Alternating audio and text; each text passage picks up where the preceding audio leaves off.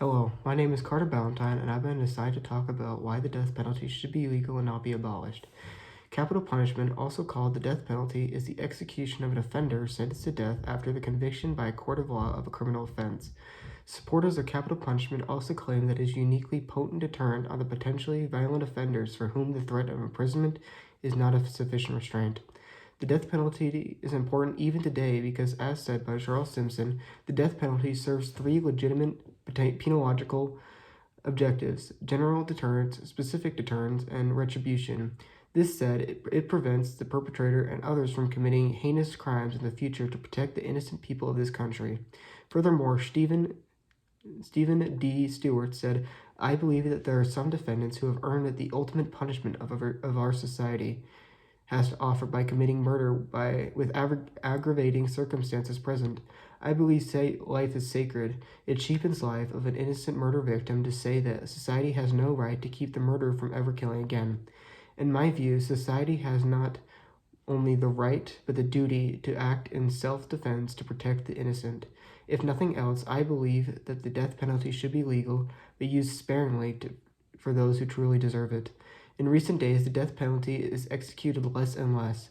In the year 2000, 85 people were killed, but last year, in the year 2020, that number dropped significantly to only 18 people.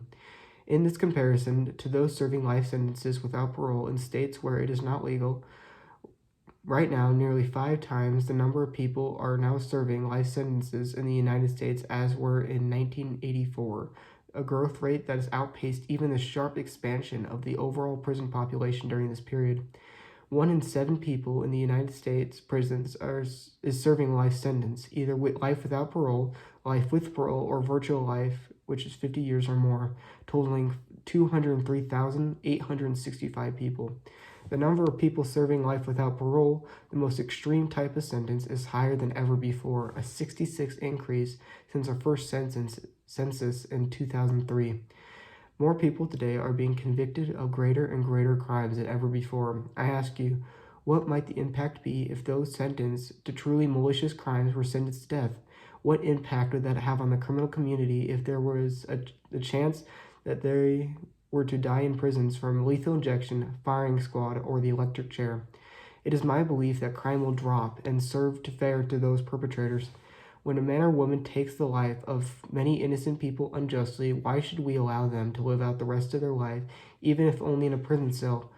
Those that are guilty deserve to be punished in proportion to the severity of their crimes.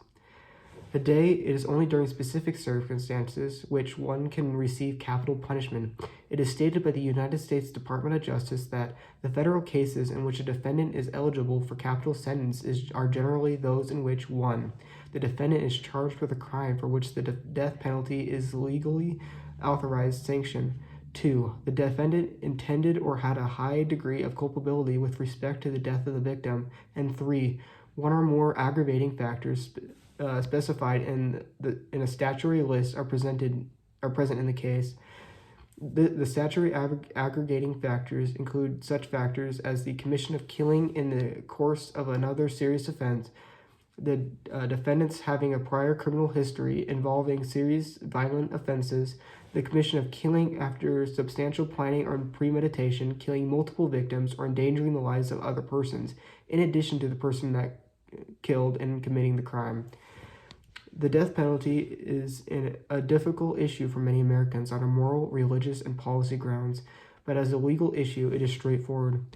The United States Constitution expressly contemplates capital crimes, and Congress has authorized the death penalty for serious federal offenses since President George Washington signed the Crimes Act of 1790. Others argue that the death penalty infringes on one's Eighth Amendment rights. This amendment states that excessive bail shall not be required, nor excessive fines imposed, nor cruel and unusual punishments inflicted. The Supreme Court has ruled that the death penalty does not violate the Eighth Amendment ban on cruel and unusual punishment, but the Eighth Amendment does shape certain procedural aspects regarding when a jury may use the death penalty and how it must be carried out. It also brings justice to a lot of situations. For example, the article states retribution, or an eye for an eye, honors the victim. helps console grieving families, and ensures the perpetrators of the heinous crimes never have an opportunity to cause future tragedy. This shows that justice can be brought from the death penalty. The death penalty is harsh, but it's for the people who are rightfully convicted of it. As stated by Bruce Fein, abolitionists may contend that the death penalty is inherently immoral because the government should never take a human life, no matter the provocation. But that is an article of faith and not a fact, just like the opposite position held by the abolitionist detractors.